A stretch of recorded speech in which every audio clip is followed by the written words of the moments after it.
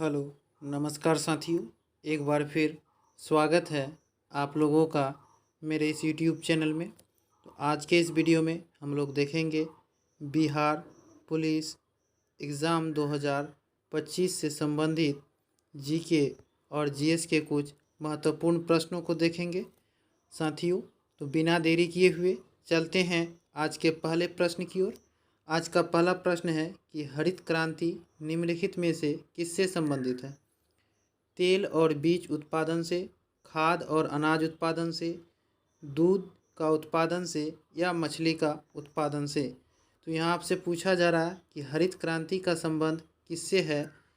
तो इसका सही उत्तर होगा कि हरित क्रांति का संबंध जो है वह खाद और अनाज उत्पादन से है। एक नंबर प्रश्न का सही उत्तर होगा ऑप्शन नंबर बी, खाद और अनाज उत्पादन। चलते हैं प्रश्न नंबर 2 की ओर। प्रश्न नंबर 2 कह रहा है कि तापी नदी का उद्गम स्थल कहाँ है?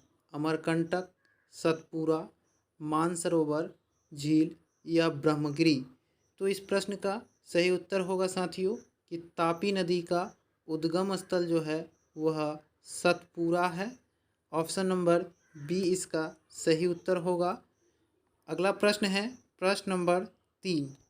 प्रश्न नंबर 3 कह रहा है प्रकाश संश्लेषण की दर सबसे कम होती है बैगनी रंग के प्रकाश में, नीले रंग के प्रकाश में, हरे रंग के प्रकाश में या लाल रंग के प्रकाश में।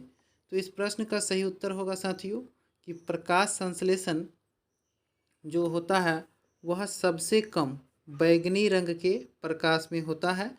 3 नंबर प्रश्न का सही उत्तर होगा ऑप्शन नंबर ए, प्रकाश संश्लेषण की दर सबसे कम बैगनी रंग के प्रकाश में होता है। अगला प्रश्न है प्रश्न नंबर 4। प्रश्न नंबर 4 कह रहा है प्रकाश संश्लेषण की क्रिया में क्या बाहर निकलता है? ऑक्सीजन, हाइड्रोजन, कार्बन डाइऑक्साइड या क्लोरीन। तो इसका सही उत्तर होगा कि प्रकाश संश्लेषण की क्रिया में जो है वह ऑक्सीजन बाहर निकलता है। प्रश्न नंबर 4 का सही उत्तर होगा ऑप्शन नंबर ए, प्रकाश संश्लेषण की क्रिया में ऑक्सीजन बाहर निकलता है। अगला प्रश्न है प्रश्न नंबर 5। प्रश्न नंबर 5 कह रहा है प्रकाश संश्लेषण की दर सबसे अधिक होती है हरे रंग के प्रकाश में, बैगनी रंग के प्रकाश में, नीले रंग के प्रकाश में या लाल रंग के प्रकाश में। तो इस प्रश्न का सही उत्तर होगा साथियों कि प्रकाश संश्लेषण की दर सबसे अधिक जो है वह लाल रंग के प्रकाश में होती है। 5 नंबर प्रश्न का सही उत्तर होगा ऑप्शन नंबर डी, प्रकाश संश्लेषण की दर सबसे अधिक जो होती है वह नीले रंग की प्रकाश में होती है। प्रश्न नंबर 6 है, यहाँ आपसे पूछ रहा है कि लाइट ऑफ एशिया के नाम से किसे जाना जाता है?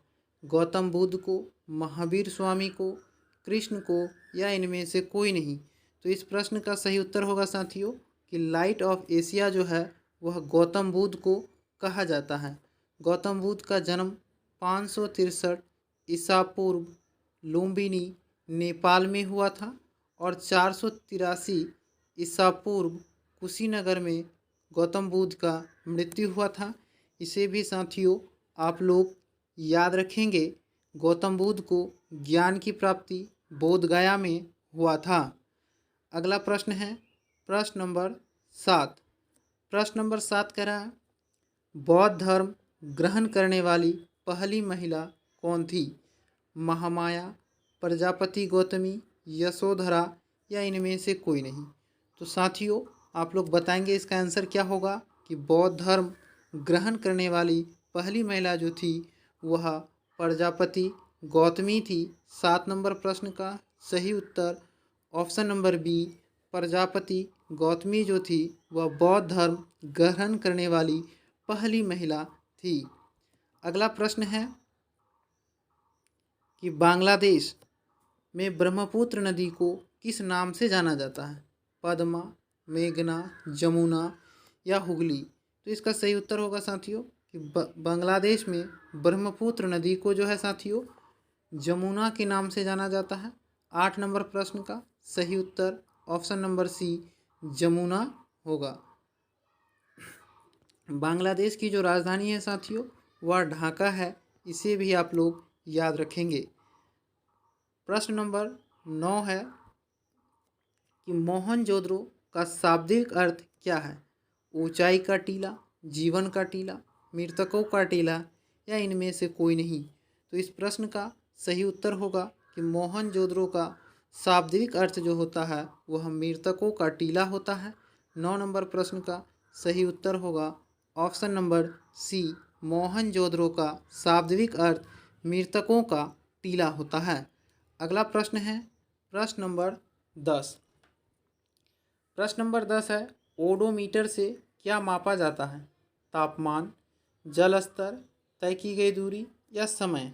तो इसका सही उत्तर होगा साथियों कि ओडोमीटर के द्वारा जो मापा जाता है वह तय की गई दूरी मापा जाता है। यानी 10 नंबर प्रश्न का सही उत्तर ऑप्शन नंबर सी ओडोमीटर के द्वारा तय की गई दूरी को मापा जाता है। प्रश्न नंबर 11 है कि मधुमक्खी के डंक में कौन सा एसिड होता है?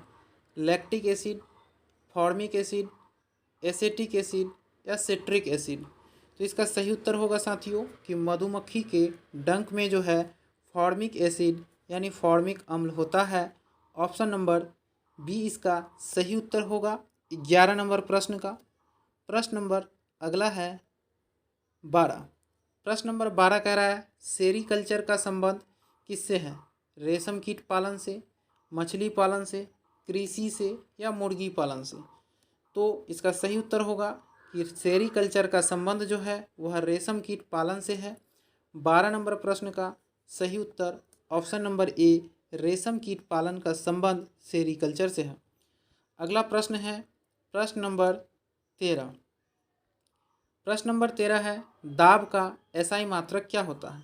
न्यूटन, पास्कल, कैलेंडेला या इनमें से कोई नहीं।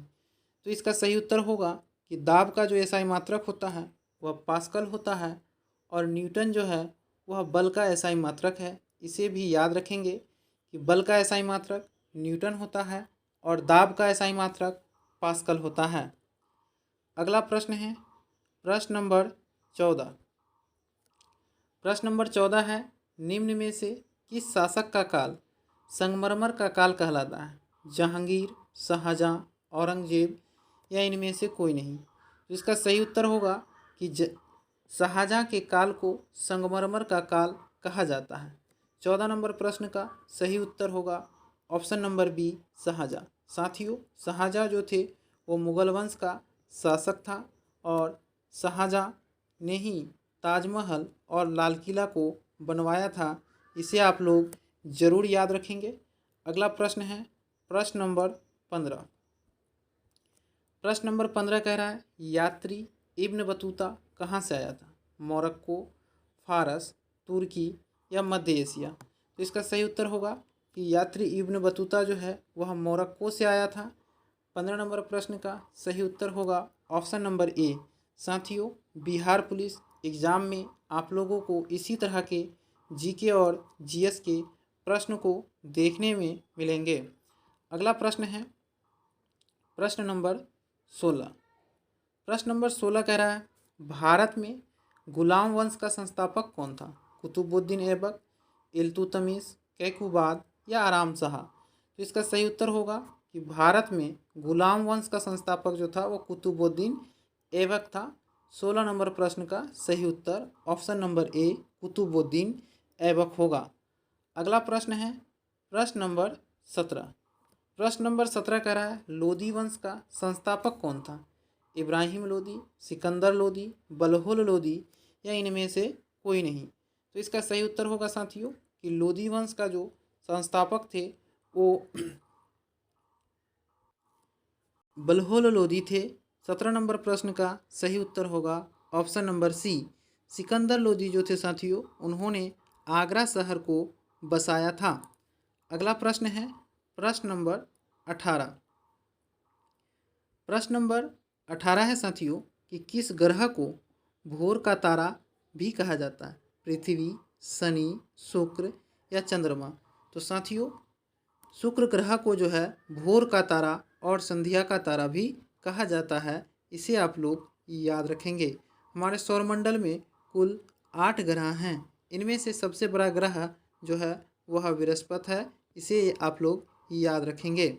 साथियों, पृथ्वी को जो है नीला ग्रह के नाम से जाना जाता है और चंद्रमा जो है ग्रह नहीं है, यह पृथ्वी का एकमात्र प्राकृतिक उपग्रह है। इसे भी आप लोग याद रखेंगे कि चंद्रमा ग्रह नहीं है, यह पृथ्वी का एकमात्र प्राकृतिक उपग्रह है। अगला प्रश्न है प्रश्न नंबर 19। प्रश्न नंबर 19 कह रहा है, हैदर अली कहाँ का शासक था? कित्तूर, मैसूर, अवध या हैदराबाद?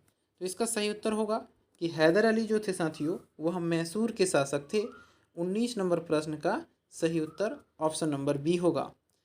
आज का अंतिम प्रश्न है प्रश्न नंबर 20 कि मंत्रिपरिषद सामूहिक रूप से के प्रति जवाबदेह होती है? राष्ट्रपति के प्रति, राज्यसभा, प्रधानमंत्री या लोकसभा? तो इसका सही उत्तर होगा साथियों कि मंत्रिपरिषद सामूहिक रूप से लोकसभा के प्रति जवाबदेह होता है। ऑप्शन नंबर डी इसका सही उत्तर होगा। तो धन्यवाद साथियों, फिर मिलते हैं अगले वीडियो में। तब तक के लिए जय हिंद।